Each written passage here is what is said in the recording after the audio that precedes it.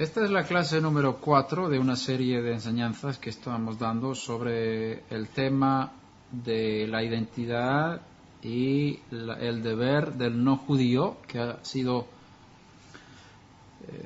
alcanzado con el mensaje de salvación.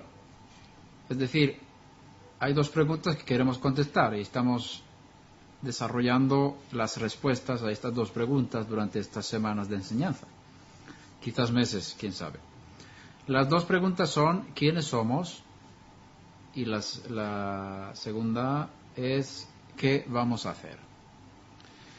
Y hemos desarrollado desde el principio la pregunta ¿quiénes somos? Diciendo quiénes no somos. Es decir, ¿cuál es la identidad del pueblo no judío que ha sido alcanzado con el mensaje de salvación que salió de los judíos y que ha producido una vida nueva a través de la resurrección de Yeshua en estas personas entre las naciones? Vimos que las escrituras no ha dado pie a una nueva religión como se ha hecho en el mundo cristiano. El cristianismo es una religión aparte del judaísmo, lo cual no es una parte, digamos, de las escrituras.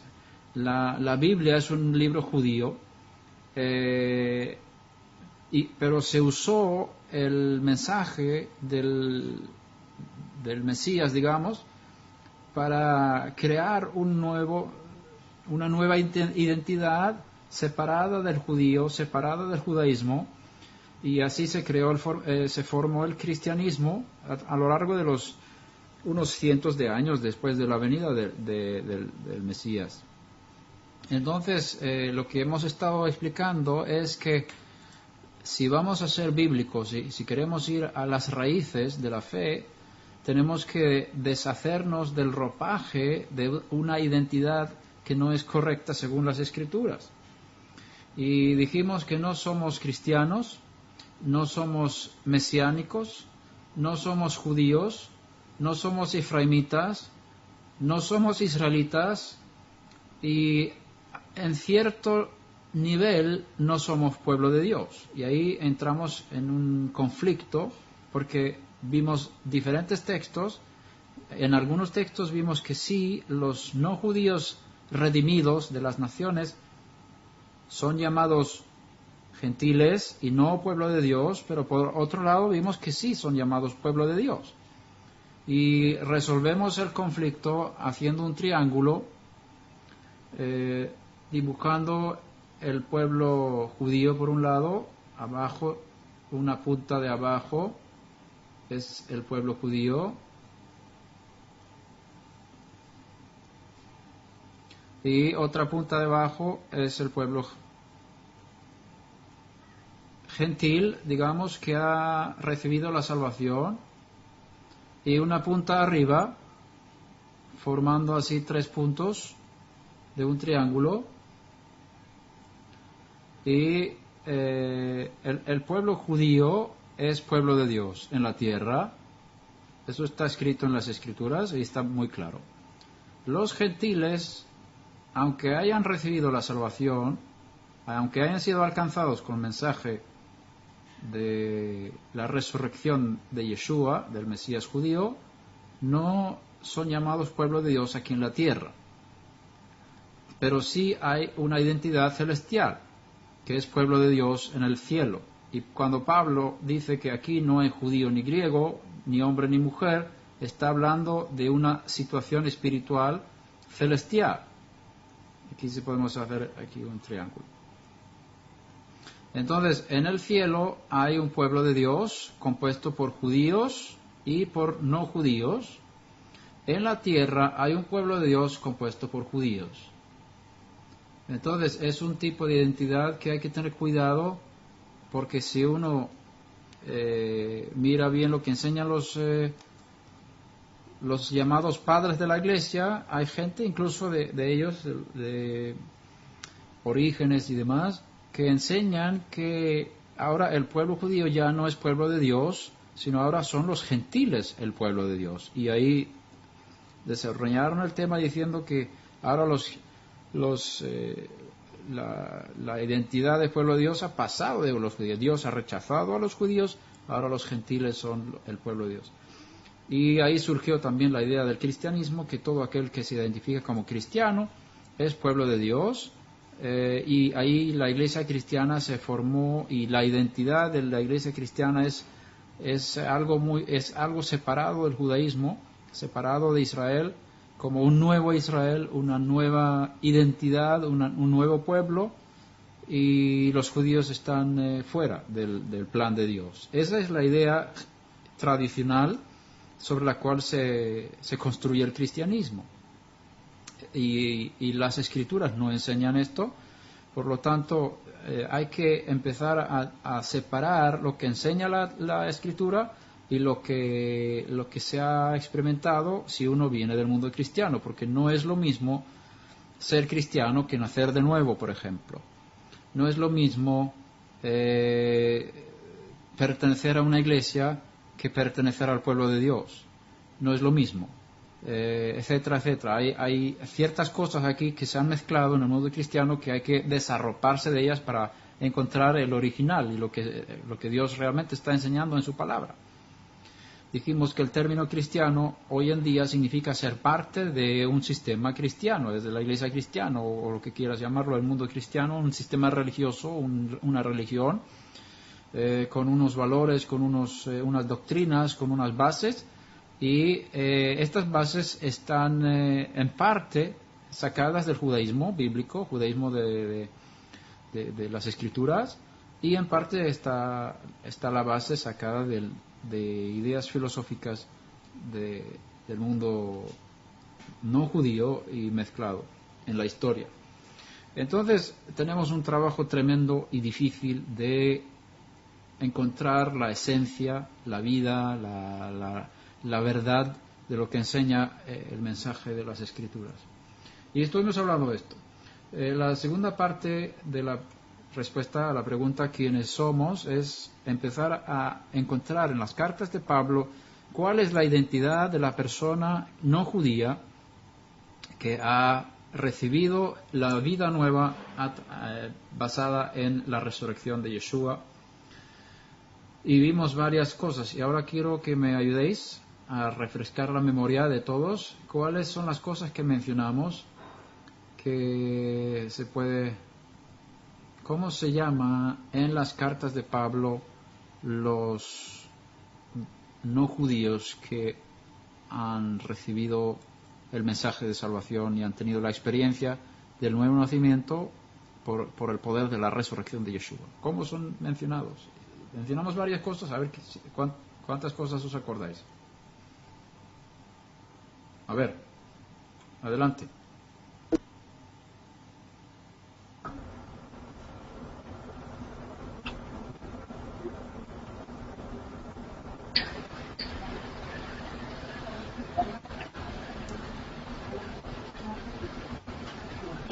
Pueblo, lo que yo recuerdo es que Pablo menciona que somos gentiles escogidos entre las naciones. Muy bien. Para ser pueblo del Eterno en el espíritu, ¿no? En el pueblo celestial, ¿no? Eso y está que en un momento dado seremos mirando en la carta a los romanos, ¿verdad?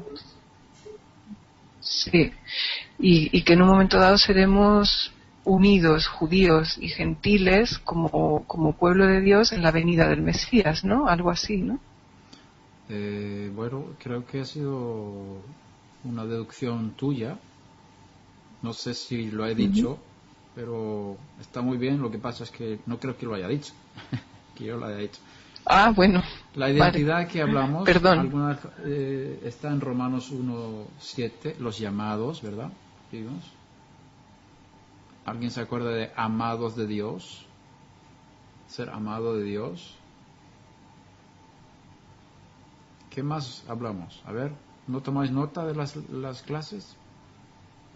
Buscad nuestras notas. Pues yo aún no, pero ya lo estoy pensando. Sí, es bueno. Para recordar hay que tomar notas. Somos los apartados, los santos, somos justos, hemos hablado de esto, ¿no? Justos. Sí. También hablamos de ser escogidos. También hablamos de ser hijos de Abraham. ¿Os acordáis que hablamos de eso, hijos de Abraham? Y vimos que Abraham tiene dos clases de hijos. Hashem le dijo a Abraham que en ti serán benditas todas las familias de la tierra. Vasos de misericordia también. Vasos de misericordia, muy bien. Romanos 9:23. También hablamos al final de la clase anterior que somos pueblo de Dios. Y vimos ahí que Pablo dice, por un lado, los que no eran mi pueblo los he llamado mi pueblo. Y lo usa para los gentiles que han recibido el mensaje de salvación. Pero como también en la misma carta dice, regocijaos gentiles con su pueblo. Está en Romanos 15:10. Vemos que por un lado son pueblo, pero por otro lado no están incluidos en siempre cuando se habla del pueblo de Dios. Pueblo de Dios en la tierra es el pueblo judío. Hoy seguiremos hablando de lo que Pablo enseña. ¿Por qué vamos a las cartas de Pablo? Porque toda la Biblia fue escrita al pueblo judío, excepto las cartas de Pablo y algunos otros tratados más. Sí incluimos lo que el mundo cristiano llama Nuevo Testamento en la Biblia. Se puede discutir si el Nuevo Testamento debe ser parte de la Biblia. Se puede discutir.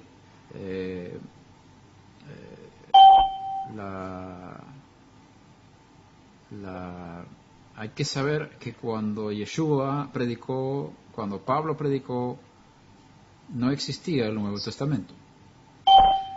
La base de su enseñanza estaba en el Tanaj, que son las escrituras hebreas. Y sus enseñanzas fueron dadas oralmente, las enseñanzas del Mesías fueron dadas oralmente. Luego la gente iba escribiendo, y Pablo escribió cartas a las congregaciones que él había fundado según el poder que Hashem le había dado. Ahora, Pablo fue el enviado de Yeshua a las naciones. Él era el Shaliach, el apóstol de los gentiles. Eso está escrito en Gálatas, ¿verdad? Es decir, ¿quién tiene el mensaje de Yeshua a los no judíos? Pablo. Por lo tanto, cuando Yeshua habla en lo que se llaman los evangelios, él no está hablando a las naciones. Él no está hablando a los no judíos. Incluso cuando le presentan a uno y dice, aquí hay un no judío que necesita ayuda, dice, yo no fui enviado más que a las ovejas perdidas de la casa de Israel. Y los discípulos tenían que insistir en una ocasión para que él sanara a una mujer necesitada, que no era judía, era sirofenicia. Entonces insistieron y oraron por ella, entonces Yeshua la sanó. O fue la hija, creo que tenía un demonio, si no me equivoco. Y él también dice, no está bien tomar el pan de los hijos y dar a los perros. No está hablando despreciadamente de los no judíos, es una forma de hablar. Y hay que tener cuidado en interpretar las palabras del maestro, pero hay que entenderlas también. Él toma una imagen de una mesa con niños o hijos de la casa, que son el pueblo de Dios, el pueblo judío, que es el pueblo del pacto, que tienen derecho a comer, y no hay que quitarle la comida de los hijos y dar a los que no están dentro de la familia, es decir, los de fuera. En este caso, él toma la idea de un perro porque en las casas o fuera de las casas pueden haber perros y hay que dar de comer a los perros también. Pero no hay que quitar la comida de los hijos y de los perros. Pero ella dice entonces, sí, es verdad, ella reconoce que es así, que el no judío no puede demandar que Hashem dé al no judío lo que pertenece al judío. Pero dice, sí, es verdad, pero los perros también comen de las migajas que caen de la mesa de los hijos. Y el maestro dice, por estas palabras, a ver si lo cito bien, por estas palabras te digo, el demonio ha salido de tu hija, algo así, no me acuerdo bien exactamente, literalmente, como dijo. Ahora, ¿qué aprendemos de esto? No es que Yeshua no tenía deseo de que el poder de Dios se manifestara entre los no judíos. No fue eso. Porque creo que está en Marcos cuando hablo de este texto. Dice, primero hay que dar de comer a los hijos. Primero. No está diciendo que no se dé de comer a los perros, sino que primero hay que dar.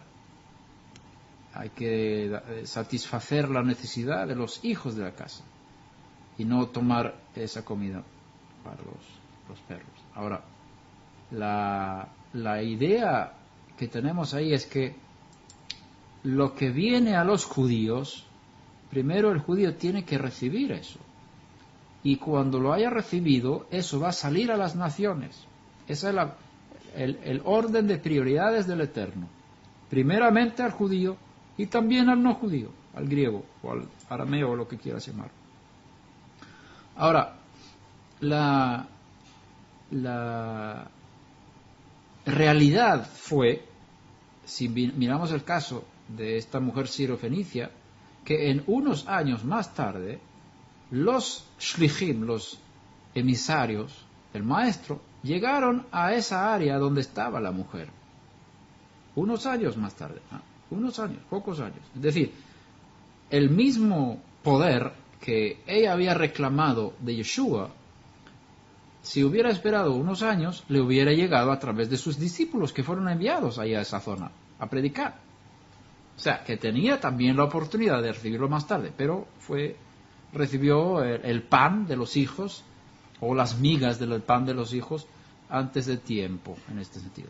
Pero ¿qué aprendemos de todo esto? Nuestro maestro, Yeshua, no predicó a los no judíos, no enseñó a los no judíos, enseñó a judíos toda su vida. No fue enviado a los no judíos. Él no salió de la tierra de Israel. Él no habló en griego. Él habló a su pueblo y muchos de su pueblo le recibieron, le aceptaron y tuvieron el poder de la resurrección cuando él había resucitado. El espíritu de Hashem vino sobre los judíos, todos empezaron a hablar en lenguas y profetizar, y todos estos judíos, miles y miles que fueron añadidos a este movimiento, todos eran judíos, guardadores de la Torá, guardadores del Shabbat, guardadores de las fiestas judías, guardadores de las tradiciones judías, y vivían según las normas estrictas para el pueblo judío. Y poco a poco, el Eterno tuvo que crear una situación y dar unas visiones muy especiales a Pedro, por ejemplo, para que entendieran que este mensaje de la salvación, de la vida nueva, de la vida de resurrección y el Espíritu de Hashem, también es una cosa que puede llegar a los no judíos. Fue muy difícil para las mentes judías entender que el Eterno quería dar este mensaje al mundo, porque Yeshua no lo había dicho claramente. Y Pedro, cuando recibió la imagen, la visión en la azotea, él no entiende. Dice, está pensando, ¿qué significa esto? Que Hashem me está diciendo que tengo que matar y comer animales impuros. Yo no puedo ir en contra de la Torá, porque la Torá me ha prohibido comer esos animales. ¿Cómo voy a ir en contra de Hashem? Esa visión tiene que ser de otra fuente que no sea el Eterno, porque él no puede contradecirse a sí mismo. ¿Qué hago? Y cuando él está pensando en lo que significaría la visión, vienen los tres hombres y pregunta por Pedro y cuenta que Cornelio había tenido una visión, un ángel y todo esto. Entonces Pedro va entendiendo, el Eterno me está hablando de que no debo considerar a ninguna persona inmunda o común, sino en todo el país, en todos los países donde le temen, Él les da favores, más o menos.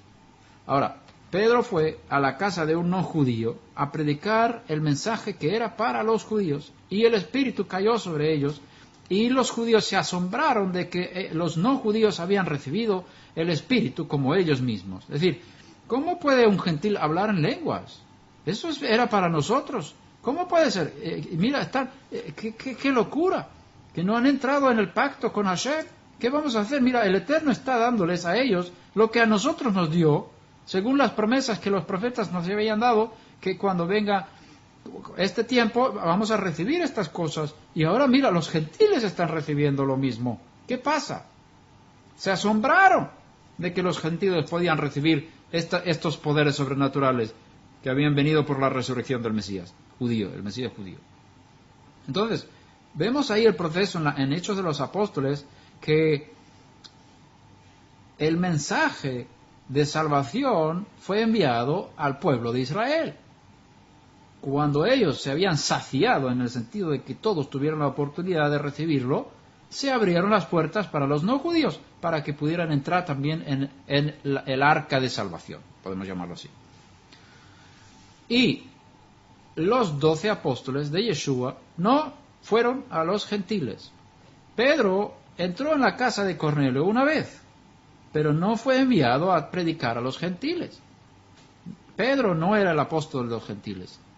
Pedro no fue enviado a predicar a las naciones.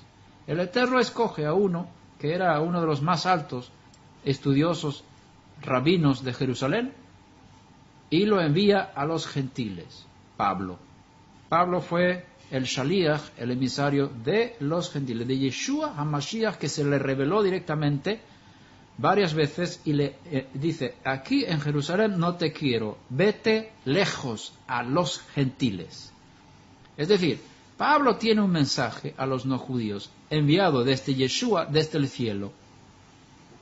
Entonces tenemos que tener cuidado al leer los escritos escritos apostólicos, porque muchos de ellos no están dirigidos al no judío.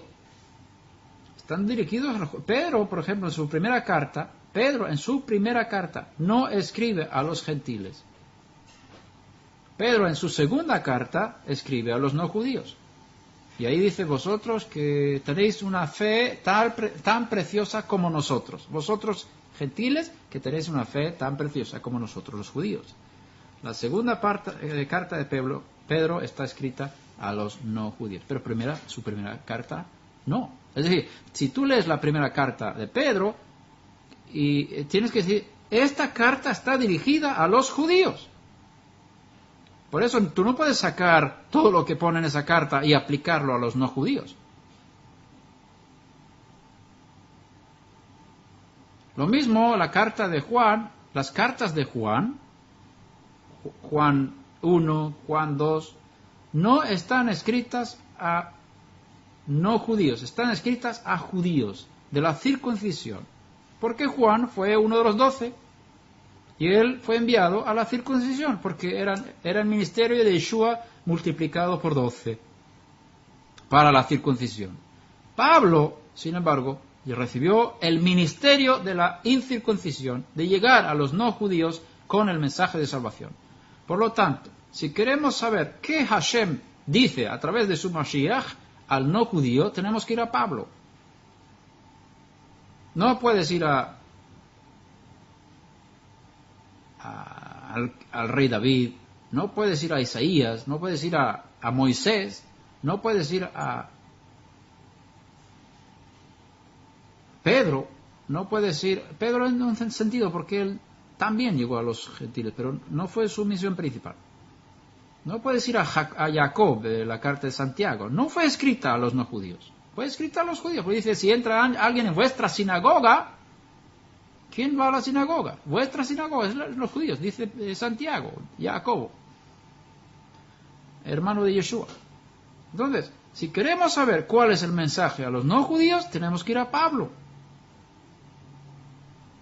Entonces Pablo fue enviado desde el cielo por Yeshua y fue muy instruido, y no es una coincidencia que Hashem haya escogido a uno de los más eruditos rabinos de la época para enseñar a los no judíos, porque no es una tarea fácil saber qué es lo que la Torá enseña para los no judíos, porque la Torá fue dada al pueblo de Israel.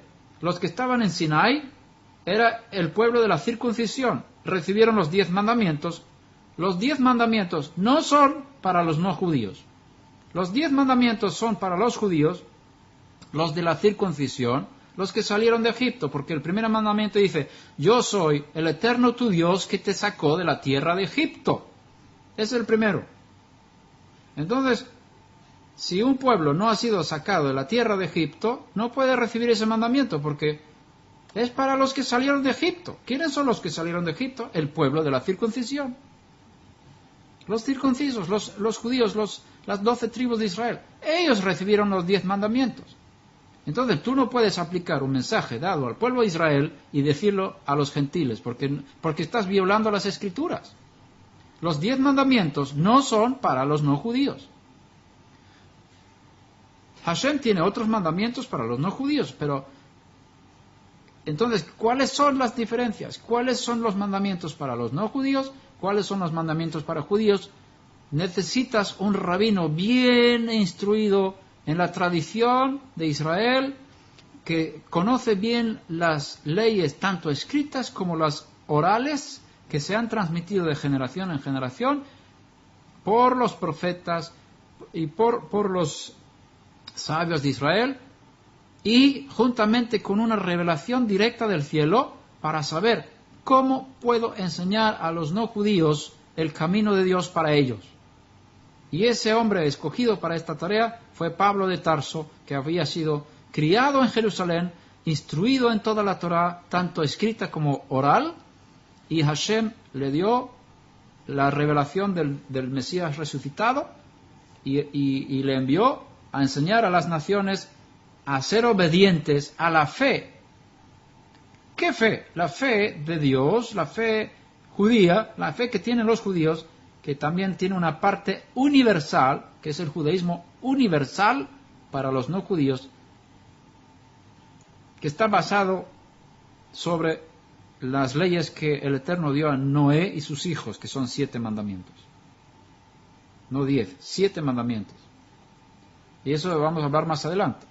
Ahora, la enseñanza de Pablo está dirigida a los no judíos, por lo tanto podemos buscar en sus cartas cómo Hashem piensa de los no judíos, cuál es el mensaje de Yeshua a los no judíos. Está en la boca de Pablo, en los escritos de Pablo que nos han llegado un poco cambiados. Estoy seguro que la Iglesia Católica los ha tocado en algunas cosas, pero tenemos una base buena para creer que la mayor parte de lo que nos ha llegado es enseñanza de Pablo.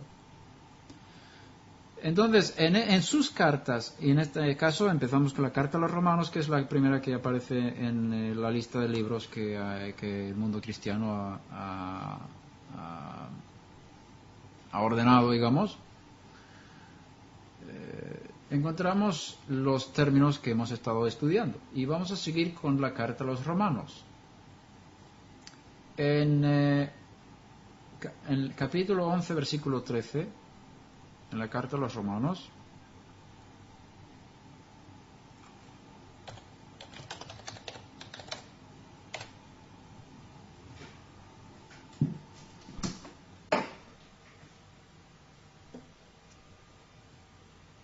está escrito: pero a vosotros hablo gentiles.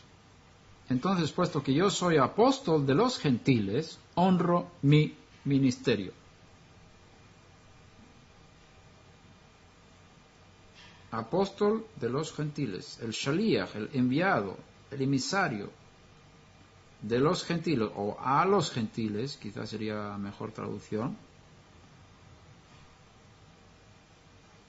Honro mi ministerio, es decir, mi tarea no es enseñar a judíos, mi tarea es estar con gentiles, mi tarea es enseñar al gentil su camino. En el sentido gentil se refiere a un no judío. Y él dice a los que ya son santos, ya son escogidos, lo que hemos visto aquí en Romanos capítulo 1, los amados de Dios. Podemos leer esto también otra vez como repetición. 1:7, y a todos los amados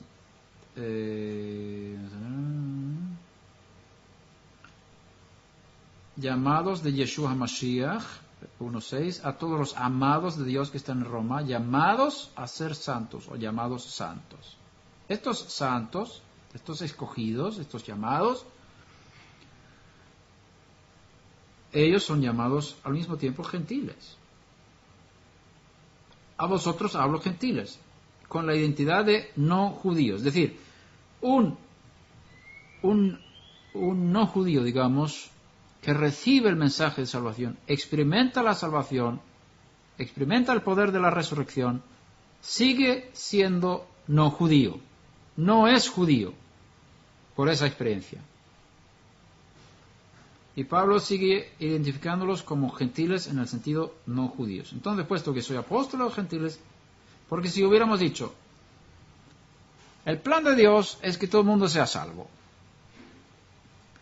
Y cuando los gentiles reciben la salvación, se convierten en Israel. Entonces, el resultado de esto, cuando hayamos predicado todo el mundo ha recibido el mensaje, todo se vuelve Israel, ya no hay naciones. Ya desaparecieron las naciones porque todo se ha vuelto Israel. Eso puede ser una utopía, pero digamos que ese fue el plan cuando el mensaje de salvación fue enviado a los gentiles. Que todo el mundo tiene que ser salvo. Eso lo vemos, que está escrito. Dios quiere que todo el mundo sea salvo y llegue al conocimiento de la verdad. Si uno que recibe la salvación deja de ser gentil y se vuelve Israel, ya no hay gentiles si todo el mundo recibió el mensaje. ¿Cuál es el resultado? El plan de Dios de tener una nación sacerdotal para el resto del mundo, que son 70 naciones originales, se destruye. ¿Por qué? Porque ¿para quién va a ser sacerdote Israel si todo el mundo es Israel? Es decir, el plan de Hashem es que haya un Israel y haya naciones. Israel es la nación sacerdotal para las naciones. Si eliminamos las naciones, se pierde el papel de Israel para las naciones. Vemos aquí que la idea de que todo el mundo se vuelve uno con el mensaje de salvación, que ya no hay judío ni griego, no funciona en este mundo. Es solamente algo espiritual, algo del cielo. Allí no hay diferencia en cuanto a la proximidad que tú puedes tener con el Padre, la identidad que tienes en el cielo. No hay diferencia entre judío, ni griego, ni mujer, ni hombre.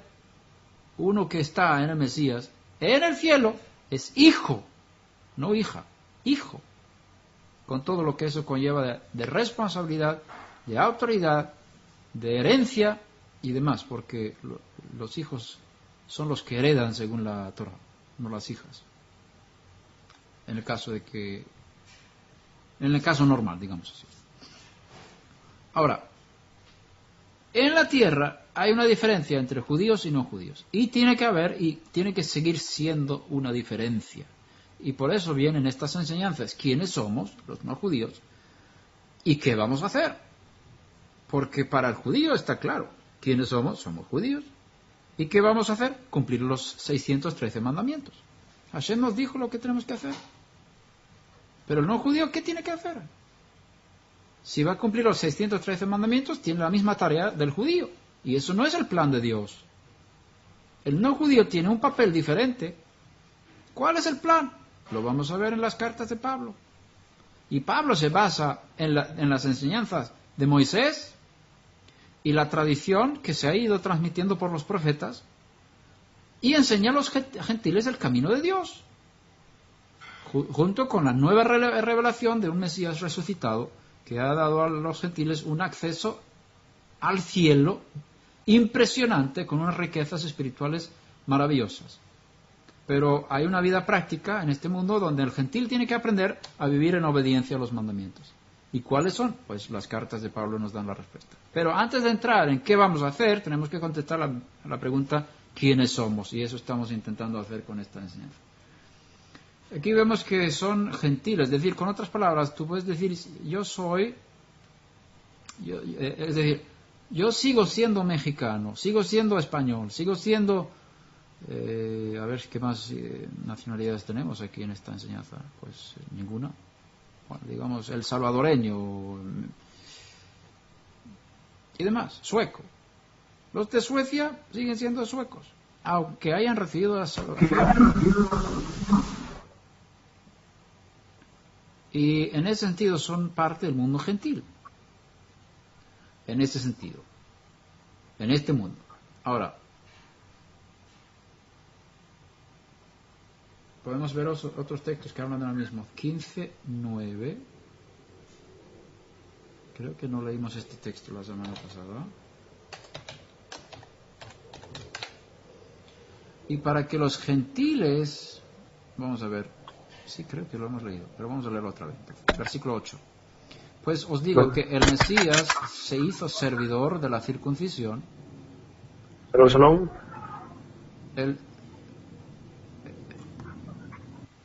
Pues os digo que el Mesías se hizo servidor de la circuncisión para demostrar la verdad de Dios y para confirmar las promesas dadas a los padres.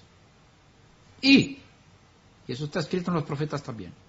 Y para que los gentiles glorifiquen a Dios por su misericordia, como está escrito, por tanto te confesaré entre los gentiles y a tu nombre cantaré. Y vuelve a decir, regocijaos gentiles con su pueblo. Ahí vemos una clara identidad de los no judíos como gentiles. Y no dejan de ser gentiles aunque hayan recibido la salvación. Y de nuevo, alabad al Señor todos los gentiles y alábenle todos los pueblos.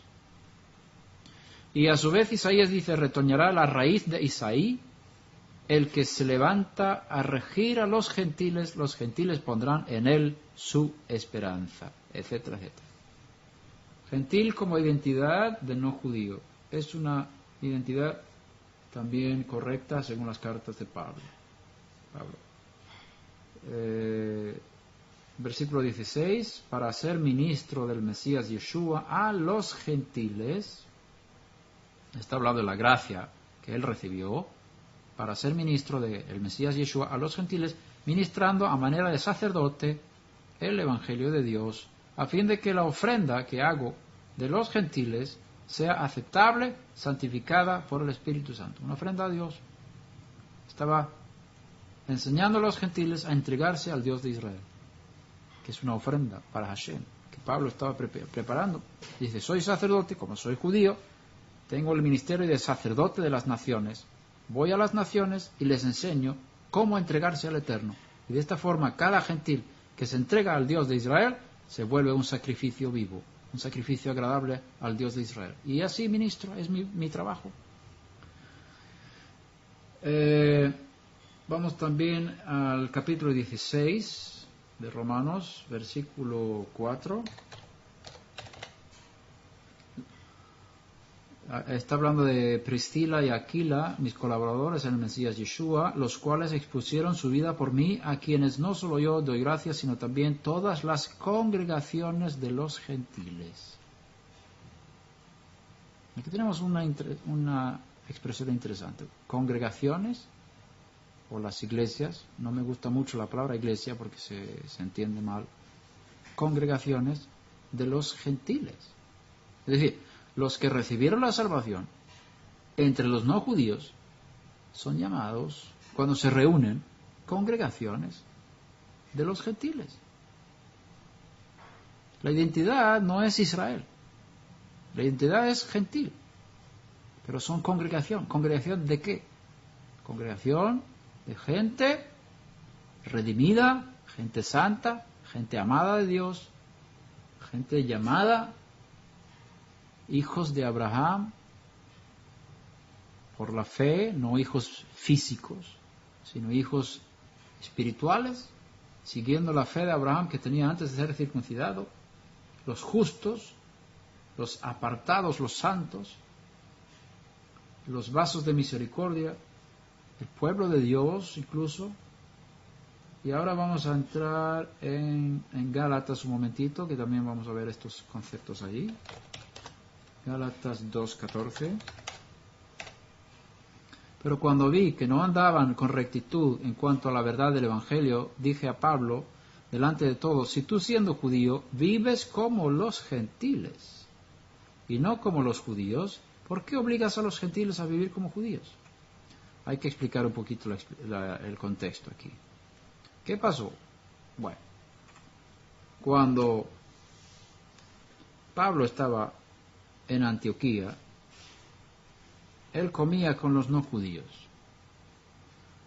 Eso no significa que comía comida no permitida para el judío, sino que de alguna forma se las arregló para poder sentarse en la misma mesa con los no judíos, por supuesto comiendo cosas permitidas en la Torá, y de la forma de preparar la comida permitida según la Torá, tanto escrita como oral. Pablo no profanó la Torá ni la tradición en ningún momento. Entonces los gentiles que estaban con él aprendieron y estaban comiendo juntos. Pero eso fue un escándalo. Porque había una línea, digamos, salida de rabinos en Jerusalén, que decía que un judío no puede ni siquiera sentarse y comer en la mesa de un no judío. No entrar en la casa de un no judío. Eso lo veis cuando Pedro fue llamado a la casa de Cornelio. Yo no tengo el permiso de entrar en esta casa. ¿Por qué? Era una ley de protección para que el judío no entrara en las casas de los gentiles, porque en ese tiempo los gentiles eran muy idólatras, muy idólatras.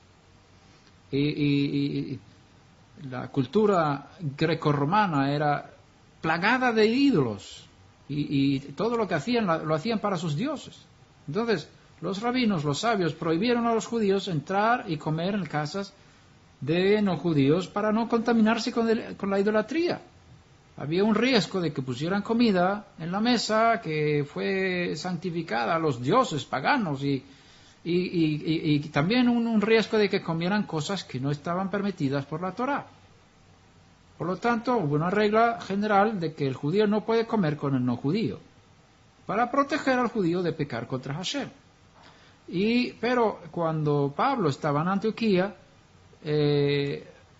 lo que yo pienso que pasó fue que él había enseñado a los no judíos las costumbres de judíos o vigilaba su preparación de la comida, y él podía comer la misma comida que ellos, o preparó su propia comida, o incluso tenía su propia comida, pero comía con ellos en la misma mesa, digamos. No sé exactamente cómo fue. Resulta que cuando unos vinieron de Judea, de la parte de alrededor de Jerusalén, y vieron esto, se escandalizaban, porque Pablo está quebrantando aquí una ley de los sabios de nuestro pueblo, de las autoridades de nuestro pueblo. No está siendo fiel a lo que enseña la Torá. Y también dice, vamos a ver aquí, 11. Pedro hizo lo mismo. 11. Pero cuando Pedro vino a Antioquía, me opuse a él cara a cara, porque era de condenar. Porque antes de venir algunos de parte de Jacobo, ¿qué es esto? Jacobo, ¿os acordáis que era el líder del grupo de los Netzaritas, de los nazarenos, en Jerusalén? En Hechos 15 vemos eso, ¿no? Que Jacobo era el juez principal de los líderes, líderes de la congregación de los creyentes en Yeshua. Entonces, cuando dice que venía de Jacobo, es decir, viene de los judíos celosos de la Torá, que guardan los mandamientos y también las tradiciones de su pueblo, y venían allí a visitar a los no judíos en la congregación de no judíos en Antioquía. algunos de parte de Jacob. Antes de venir ellos, Pedro comía con los gentiles. También Pedro comía con ellos. Pero por supuesto no comía nada inmundo, porque eso sería una violación de la Torá, y eso es pecado. No podía pecar. Pero cuando vinieron estos, que eran sus hermanos, digamos, estrictos de la Torá, como él era estricto, también ellos eran estrictos, pero en este punto Pedro era menos estricto. Cuando ellos vinieron, Pedro empezó a retraerse y apartarse porque temía a los de la circuncisión. ¿Por qué? Porque conocía bien la regla de que no debo comer con los gentiles por las normas que tenemos de protegernos de todo lo que nos pueda impurificar. Y el resto de los judíos se le unió en su hipocresía, de manera que aún Bernabé fue arrastrado por la hipocresía de ellos. ¿Por qué? ¿Por qué es hipocresía? Porque cuando no estaban los judíos, los otros judíos de la circuncisión, ellos comían con los gentiles. ¿Y por qué no eran consecuentes ahora que venían estos hermanos de Judea? ¿Por qué no eran consecuentes? Por eso era hipócrita, la forma de vivir hipócrita, de ser de una forma un día y otra forma otro día. O cuando estás con alguien eres de una manera y cuando estás con el otro de otra forma. Hipocresía. No eres constante con tu creencia. Tienes que ser firme en lo que es tu convicción y no cambiar de esta forma. Hipocresía. Y entonces Pablo se levanta porque él sabe que ellos no están de acuerdo con esa norma. En este caso, porque aquí hay gentiles redimidos, gentiles purificados, gentiles elevados a un nivel espiritual alto. No es lo mismo que comer con paganos. Ellos ya no son paganos, ya no sirven a los dioses, ya se convirtieron de los dioses paganos al Dios vivo de Israel. Este es un pueblo diferente, no puedes tratarlos como los demás. Y Hashem le enseñó a Pedro esta lección cuando dio la visión, que tú no puedes considerar a esta gente que está entregándose al Dios de Israel de la misma forma como los demás paganos.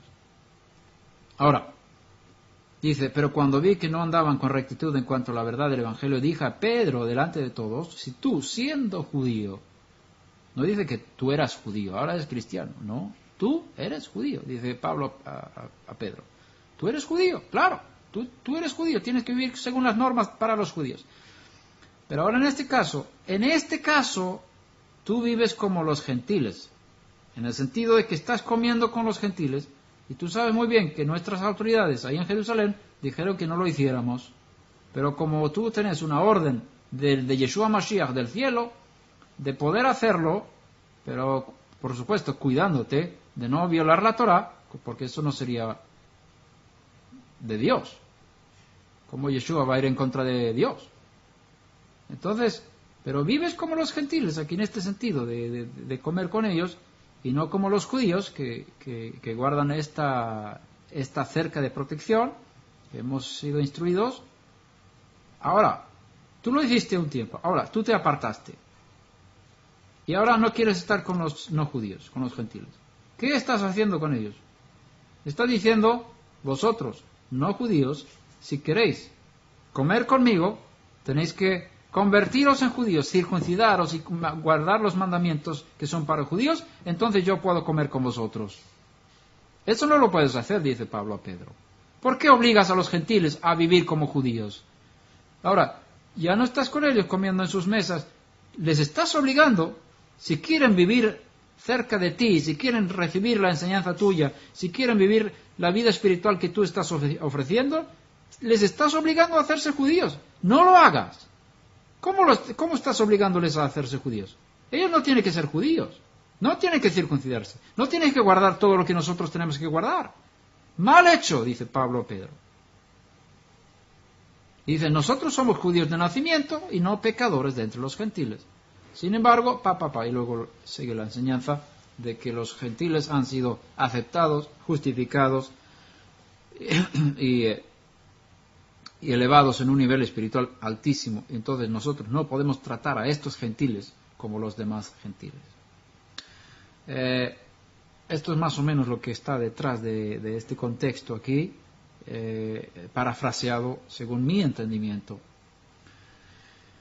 En Efesios 3, capítulo 1, lo que aprendemos de esto es que Pablo sigue diciendo que los no judíos o los que no son de la circuncisión siguen siendo gentiles.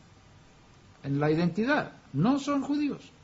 Y no tienen que hacerse judíos ni convertirse en judíos. No tienen la obligación de hacerlo. Efesios 3.1. Eso está con PH. Por esta causa yo, Pablo, prisionero del Mesías Yeshua, por amor de vosotros los gentiles. ¿Quiénes son estos gentiles? Son los que en la carta a los Efesios, Pablo la introduce escribiendo a los él escribe a los gentiles de Éfeso, pero empieza hablando de los judíos, lo que nosotros tenemos, nosotros hemos recibido todo esto, y vosotros también, después de haber escuchado el mensaje, habéis recibido esto y esto y esto y esto. Entonces él está hablando ya de gentiles que han recibido la salvación, han recibido el mensaje de la resurrección, han recibido el poder de Dios de la resurrección y viven una vida alta espiritual. Ellos siguen siendo identificados como gentiles en la boca de Pablo o en las cartas de Pablo. Por lo tanto, ser gentil no es nada despreciable en ese sentido, solamente que es una identidad de no judío. No es lo mismo que ser pagano, por supuesto. Ahora volveremos a la carta a los Romanos, capítulo 11, versículo 17, y tenemos aquí un texto que es importante que lo tratemos, porque es un texto que está de moda en los últimos años, Romanos 11, 17.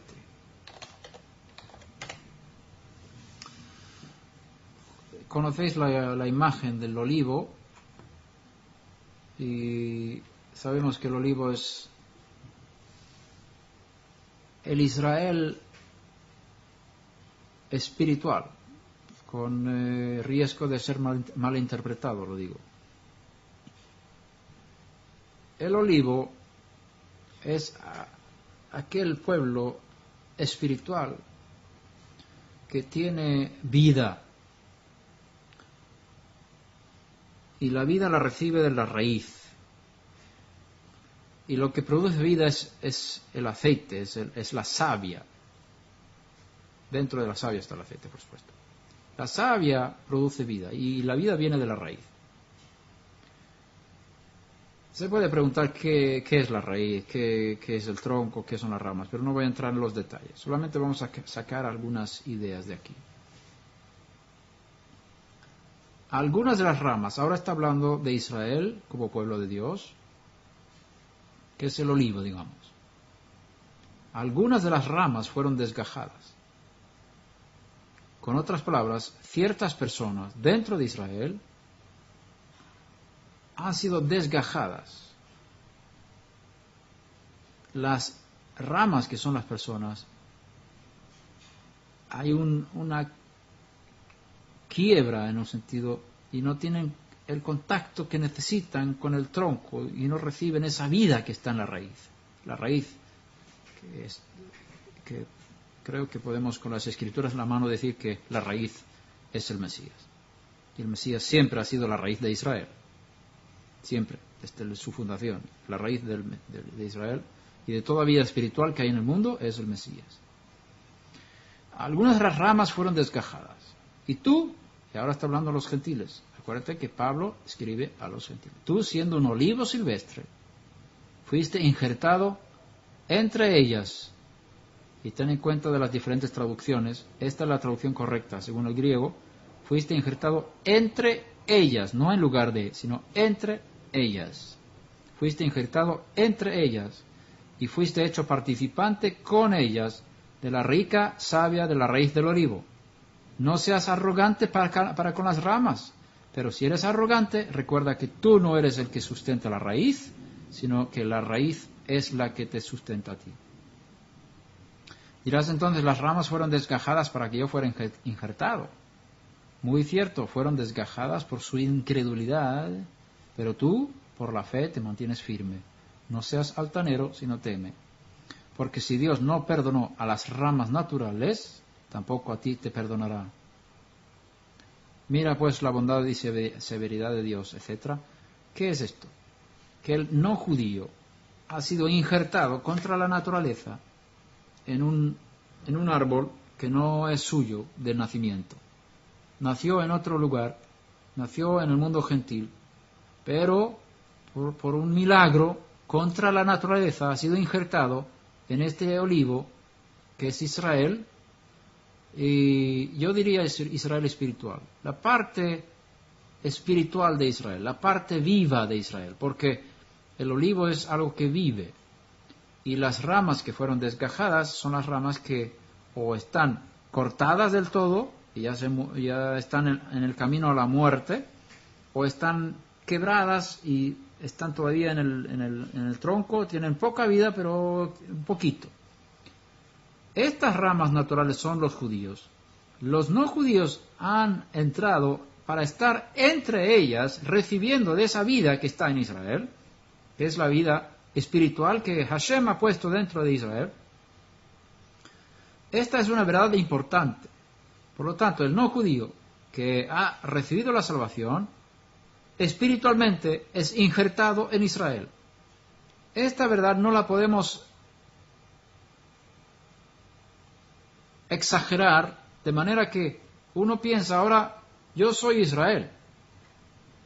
Yo he sido injertado en Israel, ya no soy gentil, me voy para Israel, tengo pasaporte español, entro en Israel y me dicen, ¿para qué has venido? Yo venía para vivir aquí, pero este es el estado de los judíos, lo saben.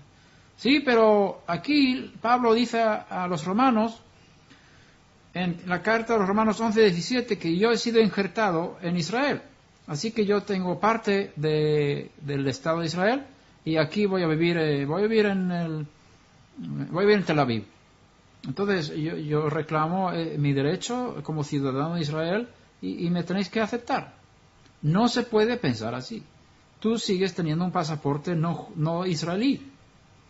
Perteneces a un pueblo que no es el pueblo judío en ese sentido. No eres parte de la nación de Israel.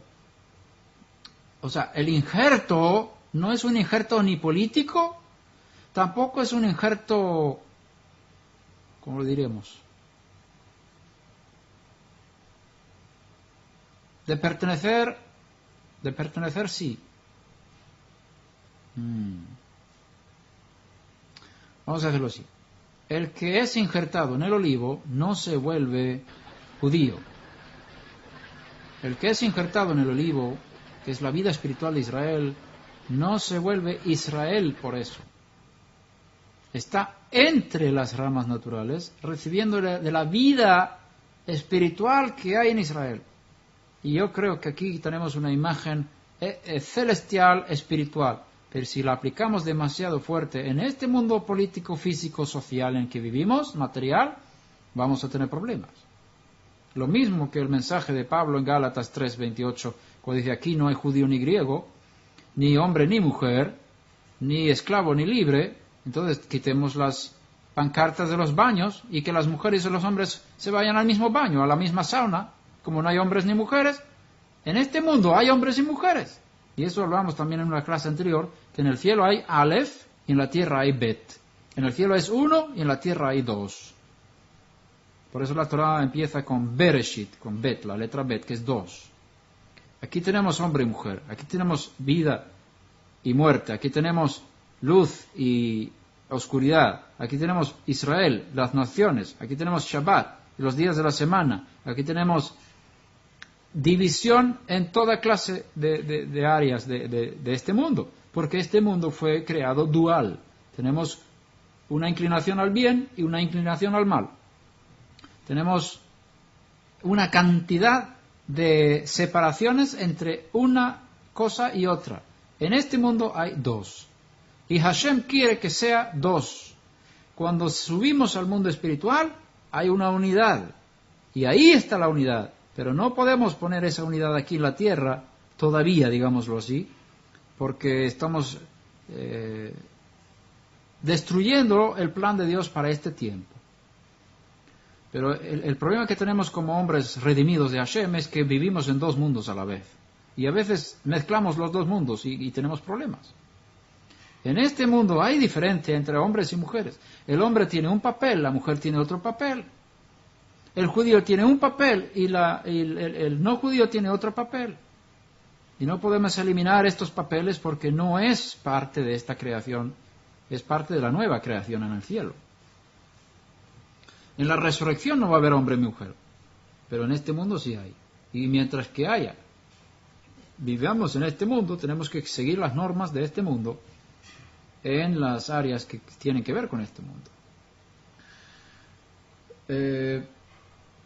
Por lo tanto, no debemos sobreenfocar o exagerar la idea y la verdad de que hemos sido injertados en Israel, porque bien se puede hacer espiritualmente, metafóricamente, muy bonito, y es una verdad fantástica, es una identidad importante, que eres parte de Israel, eres parte con los profetas, eres parte de Moisés, eres parte de David, eres parte de Isaías, tienes parte en todos los santos de Israel de la historia.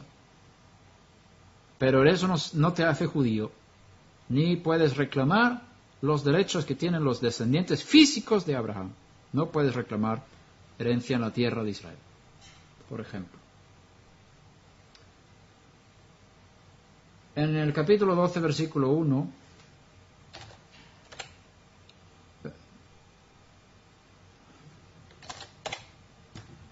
vamos a ver. Por consiguiente, hermanos, dice Pablo, os ruego por las misericordias de Dios que presentéis vuestros cuerpos como sacrificio vivo y santo, aceptable a Dios, que es vuestro culto racional. Hermanos. Esto es una palabra muy profunda. Yo sé que en el mundo cristiano se dice hermano. Así, hermano, no. Y también en el mundo latinoamericano. Estuve en Colombia hace unos años y me asombré de que un hermano mío, digamos, en la fe, llamó a cualquier persona, no sé, una autoridad del ayuntamiento, de la municipalidad, dice, bien hermano.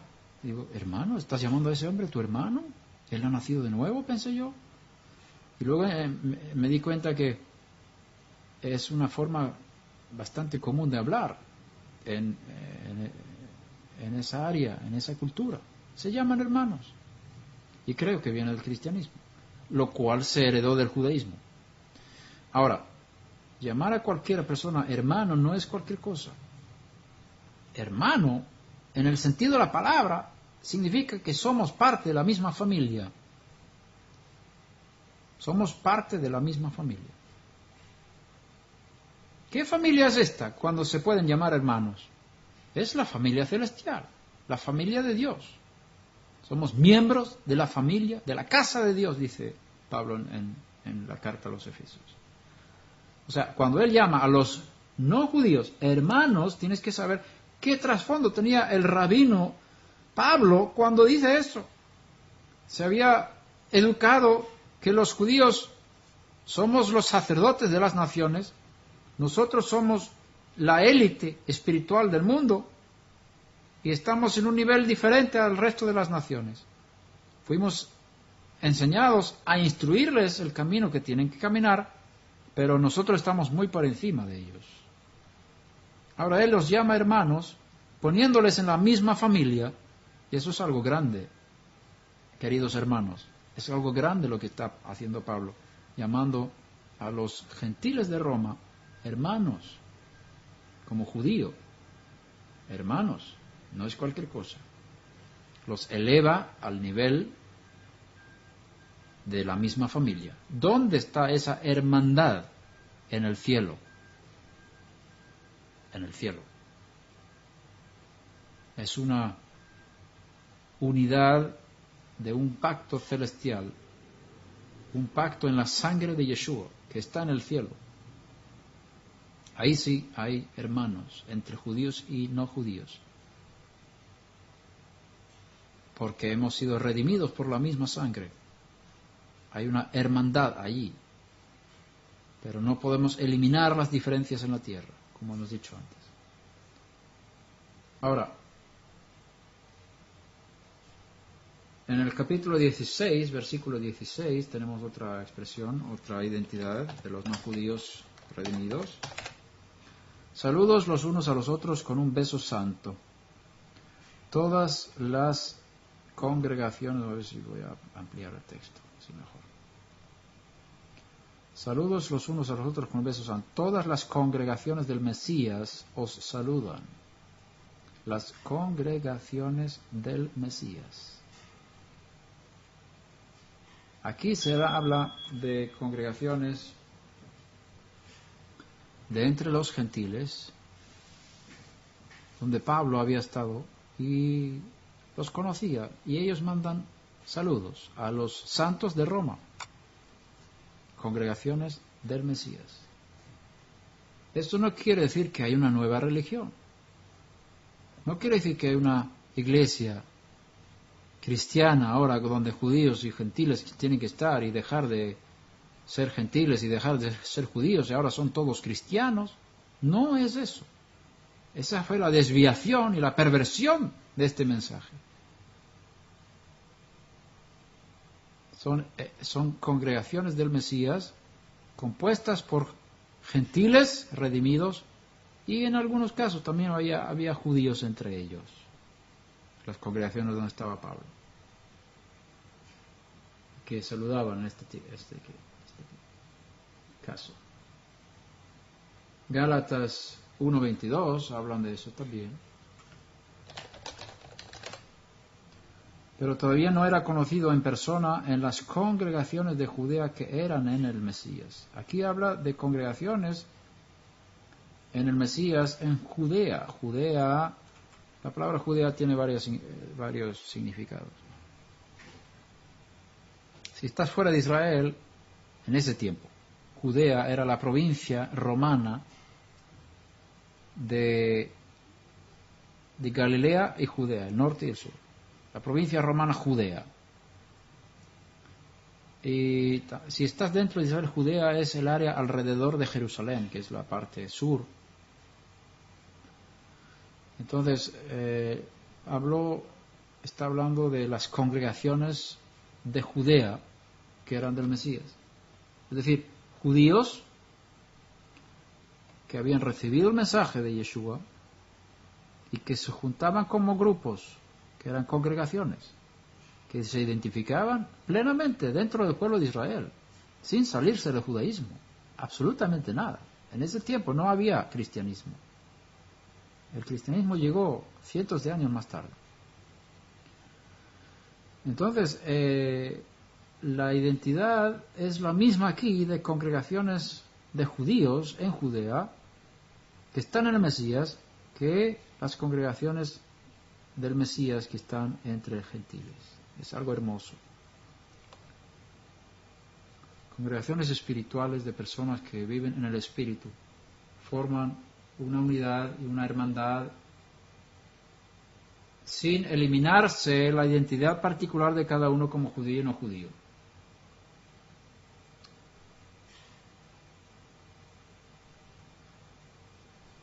En 1 Corintios 1:2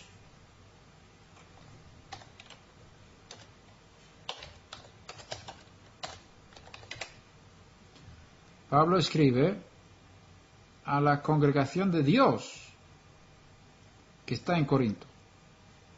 Aquí no llama el grupo de creyentes congregación del Mesías, sino congregación de Dios. Otra forma de hablar del pueblo, de los redimidos de las naciones. Los que han sido santificados en el Mesías Yeshua. Santificado significa apartado.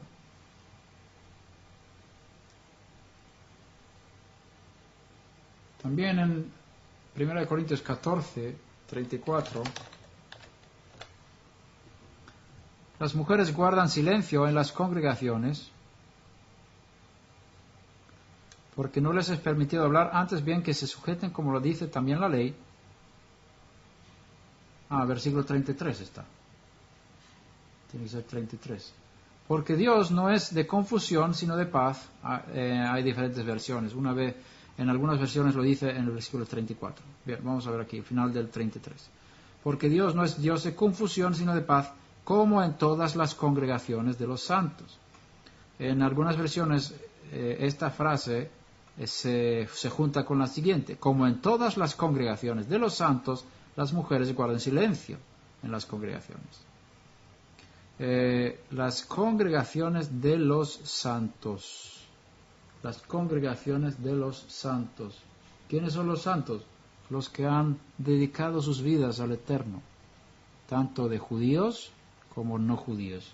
Son llamados santos. Eso lo puede hacer cualquier persona, no tiene que ser predicador para eso, puede vivir 100% para Dios con la tarea que Hashem le ha dado en su vida para servirle a Él. En 1 Corintios 15:9, porque yo soy el más insignificante de los apóstoles, que no soy digno de ser llamado, porque perseguía la congregación de Dios. Y pregunto, cuando Pablo dice, yo perseguí a la congregación de Dios, ¿cuántos gentiles había en esa congregación? Ninguna. Pablo empezó a perseguir, y tú lo ves en la carta de los apóstoles, Hechos de los Apóstoles. Él perseguía a los judíos que creían en Yeshua, que caminaban en ese camino. Y ese grupo de judíos fue parte del judaísmo de la época. No se separaron del judaísmo, no se separaron de Moisés, no se separaron de las tradiciones, no se separaron de la ley oral. Eran celosos de la Torá, dice el texto de la Escritura. Y nadie dejaba de circuncidar a sus hijos. Seguían sacrificando animales en el templo. Ellos eran judíos 100%. Y Pablo los perseguía por una sola razón, porque creían que Yeshua era el Mesías. Y él los llama la congregación de Dios. Estos judíos que se reunían y se identificaban con el Mesías que había venido, que era el cumplimiento de las promesas y de la esperanza de Israel. Cierto cumplimiento, porque hay una parte que no se ha cumplido todavía. Pablo recibió carta de el sumo sacerdote de Jerusalén para ir a Damasco a encarcelar personas que caminaban en ese camino.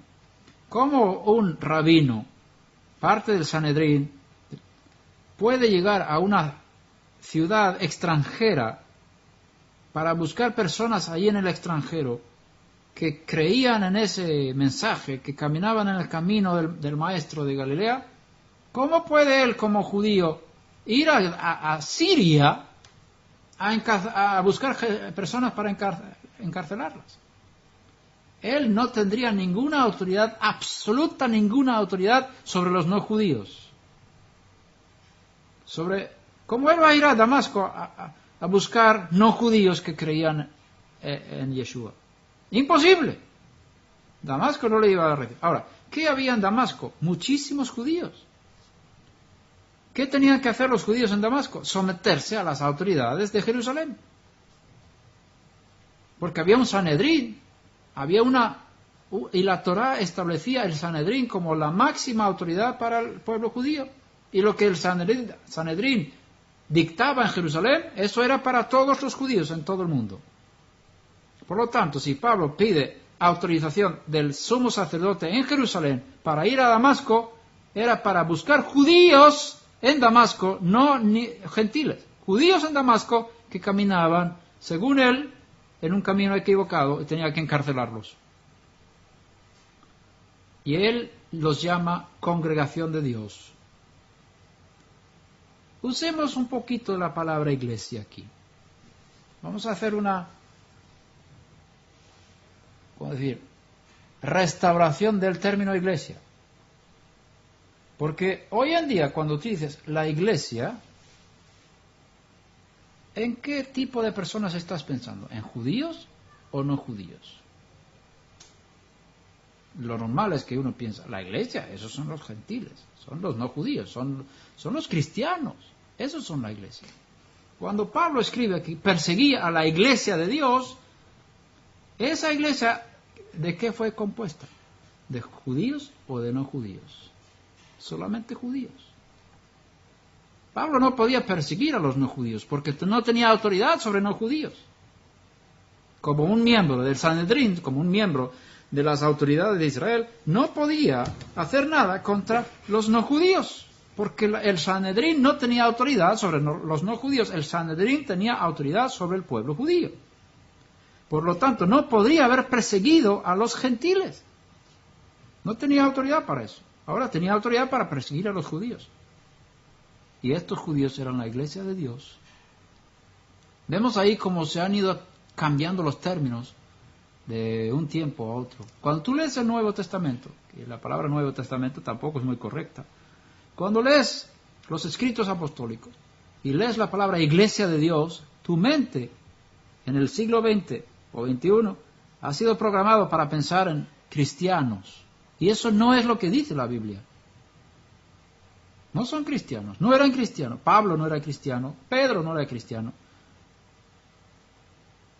Eran judíos que habían experimentado un nivel espiritual súper alto, que habían llegado a un nivel espiritual altísimo en el Mesías, que había estado aquí. Habían recibido el poder de la resurrección y ellos son la congregación de Dios.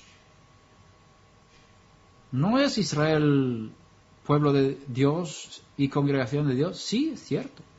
Pero este tipo de congregación de Dios tiene un nivel más alto espiritual. Por eso Pablo llama congregación de Dios de una manera muy, muy especial, específica. Una congregación elevadísima espiritualmente hablando. Voy a parar aquí la enseñanza de hoy y voy a dejar lugar para preguntas, si alguien tiene preguntas. Adelante.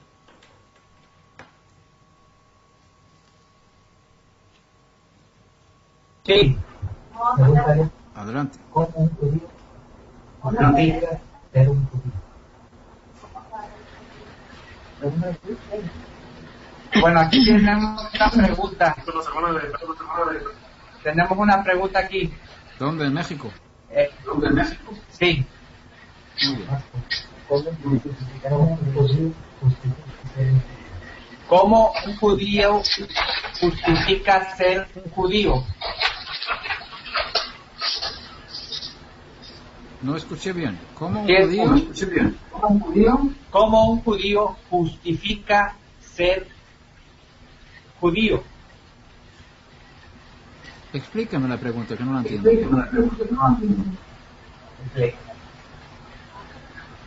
Lo que está queriendo decir el hermano es cómo un judío se identifica o cómo identifica su judaidad. ¿Cómo un judío se identifica como judío? ¿Cómo un judío se identifica como judío? Bien. Para ser judío hay que estar en el pacto de la circuncisión, por un lado, haber nacido en ese pacto. Si es hombre, tiene que ser circuncidado en el 8º día, que es la señal del pacto. Si es mujer, tiene que nacer de una madre judía. También el hombre tiene que nacer de una madre judía. Cuando naces de una madre judía, entras automáticamente en el pacto de la circuncisión y el hombre tiene que ser circuncidado el 8º día para mantenerse en ese pacto, digamos. Una persona que viene de fuera puede hacer una conversión y entrar en el pacto de la circuncisión. Entonces hay un proceso de conversión que tiene que ser vigilado por las autoridades competentes de los rabinos y tiene que ir ante un Beit Din, un tribunal judío de 3 rabinos que tienen autoridad del rabinato para hacer las conversiones, para aceptar a los gentiles y que haga un cambio de estatus de ser no judío a ser judío. Y eso, y si es hombre, tiene que hacer la circuncisión de su carne, pasar por una tevilá, que es un bautismo, un baño ritual, y recibir la orden rabínica, una orden de pronunciamiento que ahora tú eres judío. Si es mujer no tiene que circuncidarse por motivos obvios, pero sí tiene que pasar por una mikvé. y esto tiene que ser vigilado por una corte rabínica competente. En ese sentido, todos los que están dentro del pacto de la circuncisión, ellos son identificados como judíos.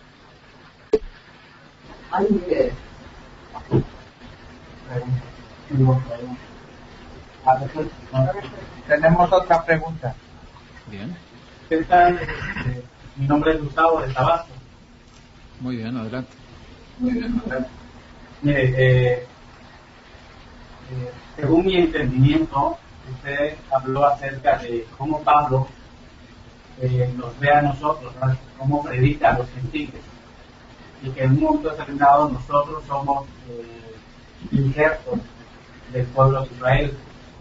Ahora bien, en la época de Yeshua, Jesús, quiero pensar que él también hacía lo mismo. Quiero pensar cómo veían los fariseos en ese momento a Yeshua cuando trataba o comía con gente pecadora, quebrantó alguna ley dentro del judaísmo para poder llevar el mensaje, o en ese momento también trataba de injertar a judíos que se habían, digamos, habían quebrantado alguna ley de la Torá en ese momento. Esos judíos, en aquel momento, cuando Yeshua llevaba el mensaje o la palabra de Dios, en un momento determinado, ¿seguían siendo Israel o se habían separado? A pesar de ser judíos, ¿seguían siendo Israel a pesar de negar la Torá en un momento determinado? A pesar de ser pecadores. Se puede decir que la labor que hizo Pablo con los gentiles fue la misma labor que hizo Yeshua en su momento dentro del judaísmo.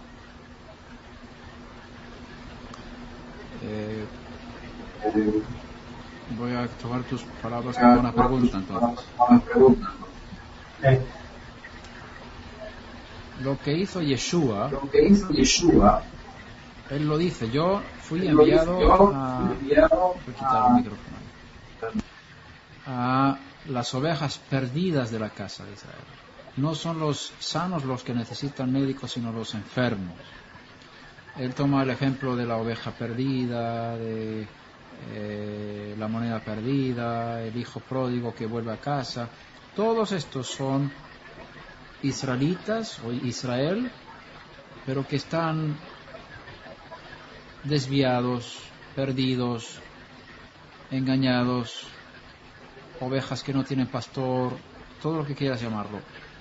Yo no creo que nosotros podemos juzgar para saber exactamente si habían perdido todos los derechos del pacto. Hashem sabe el corazón de cada uno y el estado espiritual de cada persona. Lo cierto es que él fue a los descendientes de Abraham, porque lo dice en varios lugares. Una mujer que tenía 12 años sufriendo por un demonio, él puso las manos sobre ella y dice, eres libre de tu enfermedad, y le criticaron por hacerlo en Shabbat. Y entonces él dice, esta hija de Abraham tenía que ser liberada de su plaga aunque fuera Shabbat. Es decir, por ser hija de Abraham, por ser descendiente físico, no sé, físico, de Abraham, ella tenía el derecho de ser alcanzado con este poder de salvación. En ese sentido, él fue a buscar a lo que se había dañado del pueblo de Israel, digamos. Y es un trabajo para restaurar al pueblo que se había desviado y dañado. Ahora, lo que hizo Pablo es diferente, porque él no los injerta en el pueblo de Israel de manera del pacto de la circuncisión, sino los hace injertar directamente con la raíz y la fuente de vida que Israel siempre ha tenido, que está en el cielo. O sea, una conexión directa con el cielo. Y no puedo decir que eso es lo mismo que hizo Pablo, que hizo Yeshua. No estoy de acuerdo con eso. Eso es lo mismo que hizo Pablo, que hizo Yeshua. No estoy de acuerdo. Pablo los ayuda a encontrar la salvación. Y también Yeshua les ayuda a encontrar la salvación. En ese sentido es lo mismo. Yeshua les ayuda a conectar con el cielo y Pablo les ayuda a conectar con el cielo. Eso sí es correcto. Pero en cuanto al pueblo del pacto no es lo mismo. No, es que me llamó la atención porque cuando usted mencionó que la labor de Yeshua era solamente a los judíos, porque él cuando estuvo aquí no predicó a los gentiles, sino solamente a los judíos. Y de manera directa, él también era mal visto cuando se juntaban pecadores. En cambio, en el caso de Pablo, él fue llamado a predicar a los gentiles. No estoy diciendo de que haya tomado el lugar de Jesús, no, de Yeshua, no, sino de que hasta cierto punto Pablo fue, fue llamado por Hashem para poder llevar la palabra a los gentiles, para poderlo unir y para que seamos salvos en este caso, ¿no? Mientras que Yeshua en su momento buscó a su pueblo, que era el judío, Pablo fue enviado para los gentiles. A salvar lo que se podía salvar. Hay que salvar al mundo, hay que salvar las almas perdidas. Pero Yeshua no fue enviado a salvar almas perdidas entre los gentiles, sino almas perdidas entre los judíos.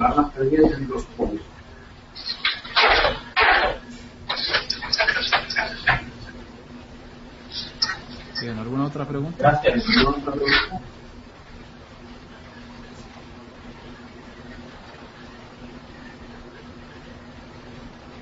Otra pregunta. Soy David de Verónica. Sí. Una hermana tiene una pregunta con relación a los apellidos que se han venido escribiendo en libros, en documentos, donde se estipulan que son de origen judío o hebreo. ¿Cómo lo podemos primero validar de acuerdo a la actualidad y de la perspectiva hebrea en nuestra Ciudad de México? Bien. Es bueno que salga esta pregunta. El hecho de tener un apellido judío no significa que uno sea judío. Una cosa es ser judío halágicamente hablando, legalmente hablando. Y otra cosa es ser descendiente de judíos de forma física, de forma de descendencia. Tenemos que poner límite en algún sitio. ¿Quién es judío? La identidad como judío tiene que ser definida por una situación, por una autoridad dentro del pueblo judío. ¿Por qué? Porque hay que saber, si tú eres judío, estás obligado a cumplir ciertos mandamientos que el no judío no tiene la obligación de cumplir. Es decir, si tú eres de la categoría judío, tú pecas si no cumples esos mandamientos o si quiebras esos mandamientos que están prohibidos para ti. Si tú eres no judío, no pecas. Entonces, delante del cielo es importante qué clase de persona eres para saber cuáles son los límites dentro de los cuales tú te puedes mover sin ser pecador. Ahora, un descendiente de judíos, halágicamente hablando, jurídicamente hablando, si no es de madre judía, no es judío, pero puede tener sangre judía, puede tener ascendencia judía, puede tener alma judía, puede tener un deseo de ser judío muy fuerte y puede identificarse como judío y sentirse perfectamente como judío. Eso no le hace judío, halágicamente hablando, jurídicamente hablando. No está obligado a cumplir todos los mandamientos que tienen los judíos, hasta que no se haga una rectificación de lo que se dañó en su historia y tiene que hacer un acto de conversión. Hay dos tipos de conversión en este caso. Una conversión de una persona como si fuera gentil y hace la conversión al judaísmo de la forma siempre de la conversión. o hacer la misma conversión, pero con la categoría de por despeje de dudas, una conversión de rectificación, de algo que se dañó en sus antepasados, que quizás tu madre es judía pero no lo sabes, quizás nunca lo contó, pero es judía y no sabemos. Entonces, esa persona es judía, halagicamente, pero no se sabe. Entonces se puede hacer una conversión por despeje de dudas. Pero las dos personas tienen que hacer la conversión para ser identificados y tener la responsabilidad de cumplir todos los mandamientos como cualquier judío del mundo. Ahora, las listas de los apellidos son muchas veces sacadas de los registros de la Inquisición en España, de judíos de las congregaciones sefardíes del mundo entero, apellidos de judíos que se sabe que son judíos y tienen apellidos que son españoles, digamos. Esas listas tienen las podemos tomar como interesantes, que pueden confirmar que mi apellido se encuentra entre los judíos, y en la gran mayoría de los casos indica que la persona es descendiente de judíos, pero no es una prueba científica, porque imagínate que alguna familia tomó un nuevo apellido en la historia y tomó ese apellido, Jiménez, por ejemplo. Hay muchos gitanos que se llaman Jiménez, y Jiménez también aparece en la lista de los apellidos sefardíes, de los Anusim. Eso significa que los gitanos que se llaman Jiménez son descendientes de judíos. No estoy seguro de eso. Puede ser una indicación, cuando tengas ese nombre, que seas que tengas ascendencia judía, pero no es una prueba, digamos. Y eso, ahora, si tienes un deseo muy profundo de ser judío, no para llegar a un estatus superior espiritual, porque en ese caso negarías la efectividad de la obra del Mesías en tu vida. Rechazarías lo que hizo Yeshua por ti, porque si quieres llegar a un nivel espiritual superior y piensas que haciéndome judío o recibir mi identidad como judío me hace más espiritual, estás yendo en contra de lo que Yeshua hizo en tu vida, porque Él te elevó a las esferas más altas en el mundo celestial. Y si dices que no tienes una altura espiritual, estás diciendo que Yeshua no hizo nada en tu vida. Entonces, en ese sentido, está prohibido para ti hacerte judío si quieres llegar a ser más espiritual por ser judío. Eso, cuidado con eso. Y Pablo lo dice claramente en la carta a los Gálatas. Cuidado, no te circuncides, porque estás haciendo nula la obra del Mesías en tu vida. Si te quieres hacer judío para ser superior. Ahora, si es algo que es muy profundo en ti, que sientes un llamado, que este es mi camino, que el Eterno quiere que yo viva así, debes saber que eso conlleva una responsabilidad de disciplina, de cumplimiento de mandamientos, que casi es imposible hacer fuera de Israel. Y tienes que vivir en la comunidad judía donde estás, tienes que estar con ellos, tienes que entrar de lleno en la sinagoga, compartir todas las cosas que hay allí y vivir como judío. Y no lo recomiendo a nadie, no lo recomiendo a nadie. ¿Por qué? Porque si como no judío puedes cumplir no solamente los 7 mandamientos de Noé, sino muchísimos mandamientos que son para judíos, que no son obligantes para ti, pero tú puedes hacerlo y eso te va a dar recompensa espiritual. Y cada mandamiento que cumples, que no tienes la obligación de cumplir, te va a beneficiar espiritualmente. Eso si eres no judío. Ahora, si eres judío y no cumples lo que tienes que cumplir, te viene juicio. Y yo quiero evitarte que tengas juicio. Entonces no te hagas judío porque si no cumples lo que tienes que cumplir, te va a ser peor que cuando eres no judío y cumples más de lo que tienes que cumplir, aunque sea menos de los judíos. ¿Me explico? Ahora yo no sé si he contestado la pregunta, quizás he contestado la pregunta y 30 más, espero que sí.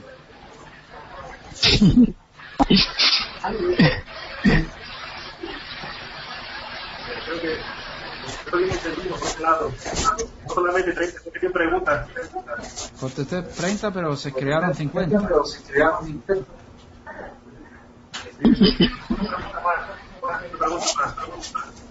¿Qué relación tiene los judíos actuales con los gitanos? ¿Qué relación hay? ¿Qué relación tienen los judíos con los gitanos? Origen o procedencia, ¿qué similitud puede tener de ellos?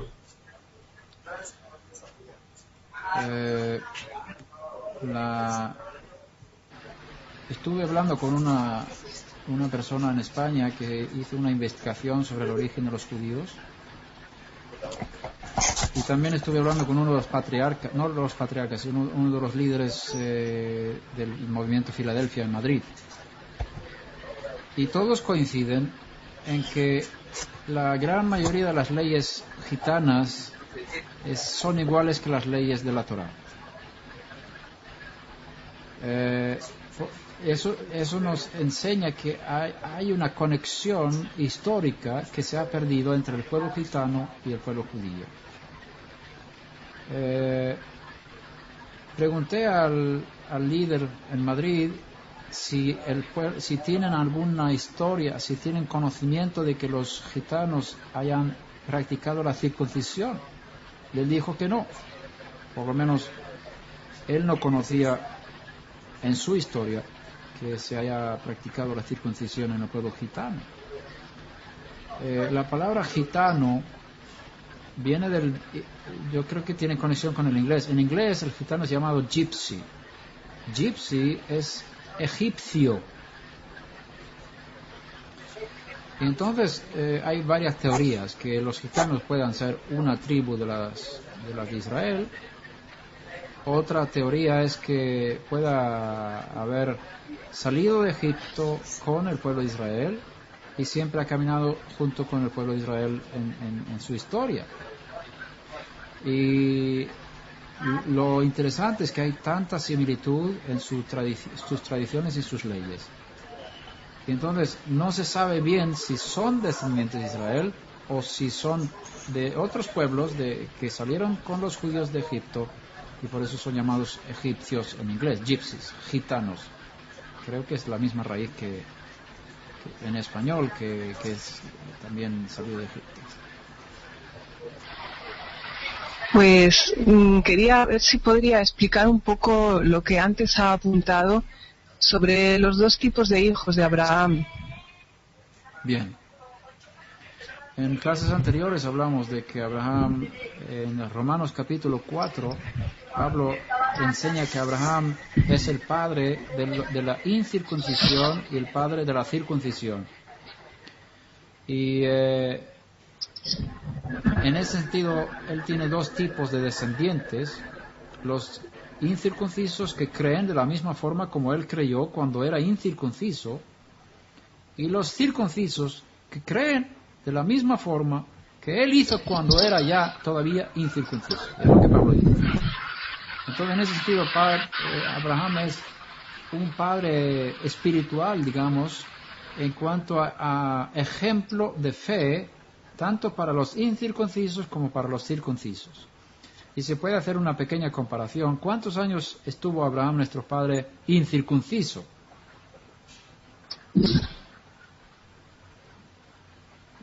A ver. Yo no lo sé. Sí, tú lo sabes. Lo has leído varias veces. Pues que no lo recuerdo. ¿Cuántos años tenía cuando se circuncidó? ¿Cuántos años tenía cuando nació pues Yitzhak? Perdóneme, pero no lo recuerdo. No te preocupes. ¿Cuántos años tenía cuando Yitzhak nació, su hijo? 100 años. El año anterior vinieron los ángeles y le dijeron que el año que viene tendrá un hijo. Y él tenía que circuncidarse. Fue justo antes que se había circuncidado y después vino el ángel, los ángeles. Entonces, se circuncidó a los 99 años. Vivió 99 años como persona creyente. Bueno, por lo menos si contamos, no sé si vamos a contar su infancia, pero hagámoslo así para simplificar. 99 años de incircunciso, siervo de Dios, creyente, y luego se circuncidó a los 99 años. ¿Y vivió cuántos años vivió Abraham? ¿Alguien sabe? Murió a los 175. Así que vivió 76 años como circunciso. 99 años de incircunciso, 76 años de circunciso. Nos muestra que hay un equilibrio de balanza a favor de los incircuncisos. Con otras palabras, se puede sacar ahí una alegoría que van a haber más hijos de Abraham incircuncisos que de parte de la circuncisión. En ese sentido, pero si descontamos de los 99 años de incircunciso el periodo de tiempo de su edad no madura, pues quítale 20 años, más, que son, ¿no? 79, entonces. Aún así son más. 3 años más. Entonces, sí. Bueno, es una pequeña alegoría para tener una idea y un recuerdo para la memoria. Abraham es padre de la incircuncisión y padre de la incircuncisión en cuanto al ejemplo de fe en seguir. Y por eso dice, en ti y en tu simiente serán bendecidas todas las familias de la tierra. La bendición no es solamente para los circuncisos, sino también para los incircuncisos. Y Pablo explica bien en su carta a los Gálatas que una gran parte de la bendición que se dio a Abraham es el espíritu y la vida eterna y el derecho de entrar en el mundo venidero. Es una gran bendición que él recibió, que no es solamente para los de la circuncisión, sino también para los de la incircuncisión. Por supuesto, hay bendiciones para los de la circuncisión que no son para los de la incircuncisión, y viceversa también. Pero bueno, no vamos a entrar en eso demasiado. Bien, ¿alguna pregunta más? Esteban, soy Elías, ¿me escucha? Sí. No es una pregunta, pero es algo que tiene que ver cómo afectaba la ley, el cumplimiento de la Torá para el judío, el israelita y el no israelita. Está en Deuteronomio 26:11, en el cual cuando tenían que hacer la oración de la acción de gracias por haber entrado en la tierra que le mandó Moisés, he leído que según la traducción de Rashi, los llamados extranjeros o los prosélitos no hacían la ofrenda de la cesta, pero no podían hacer la oración por cuanto las promesas no habían sido a sus padres. Eso puede decir también que hay también claramente se hace una diferencia entre el pueblo de Israel y otras naciones. ¿Puede servir de ejemplo? Sí, se puede ver en la Torah diferencias. Y yo no sé si te oí bien, creo que te oí bien. Si me equivoco, me corriges, por favor. Los sabios discutieron, por ejemplo, ¿cómo puede un converso decir, como dice la Torah, un arameo, arameo errante fue mi padre y ahora he venido a esta tierra y cosas de esas, como diciendo que Jacob fue mi padre, cuando ellos no son descendientes físicos de Jacob, Ellos no pueden cumplir ese mandamiento de decir eso cuando llegan a la tierra con la presentación del nuevo fruto de la tierra. Y hay ciertas cosas que vemos en la Torah que ni siquiera los conversos pueden cumplir esos mandamientos. Y en ese sentido vemos diferencias en la misma Torah entre los forasteros, digamos, los conversos y los nativos del país. Por otro lado, hay un mandamiento que dice la misma ley será para el nativo como para el forastero. Pero esa no es la ley de los 613 mandamientos, sino la ley que se trata en ese capítulo, en ese contexto. Por ejemplo, la ley del Pesach y otros textos que dice estas son las normas para Pesach. Esta es la ley de Pesach. Luego dice la misma ley será para el forastero como para el nativo del país. Y ahí la palabra ley está limitada a esas normas que se daban en ese contexto.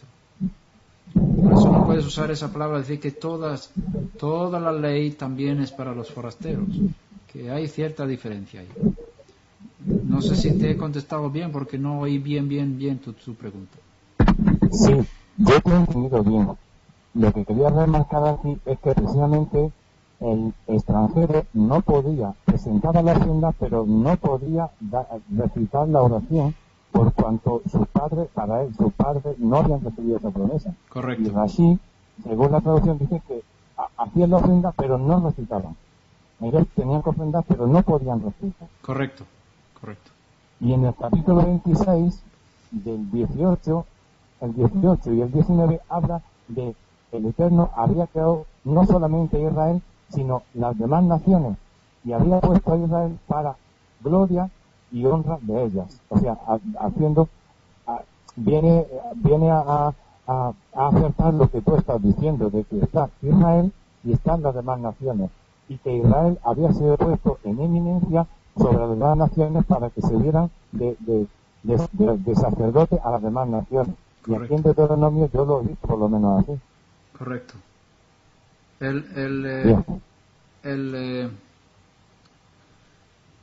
La misma existencia de Israel es por causa de las naciones. Hashem no escogió a Israel para sacar a un pueblo del mundo y llevarlo para su gloria y olvidarse del resto del mundo. No es ese plan. Digamos, el mismo fundamento del por qué Hashem creó Israel es porque está interesado en las naciones. Por eso dice, vosotros sois un reino de sacerdotes, y tú no puedes ser sacerdote para alguien que no existe o que no tiene importancia. Israel es el sacerdote, las naciones son las personas que Israel está ministrando como sacerdote a favor de ellas. Es decir, si va bien para Israel, va a ir bien para las naciones. Si Israel sufre, las naciones van a sufrir. Si Israel es bendecido, la bendición pasará a las naciones. Si Israel es maldecida, la maldición también llegará a las demás naciones. Por eso es tan importante que las demás naciones entiendan que con el bienestar de Israel está su bienestar. Con la bendición de Israel está su bendición. Y cuando maldicen a Israel, ellos serán maldecidos. Eso es algo que Hashem ha puesto en este mundo. Y el propósito de Israel es ese: ser un canal para las demás naciones. Amén. Muy bien. Voy a parar aquí, que tengo que salir porque es la hora de la oración de la tarde. Antes de que baje el sol necesito presentar ofrenda de gratitud y alabanza. Bien, os doy gracias por este tiempo y os espero dentro de una semana. Te damos muchas gracias a ti, Tequiel Vlad. Gracias y Shalom y Shavua Tov, que significa buena semana. Vale. Shavua Tov a todos.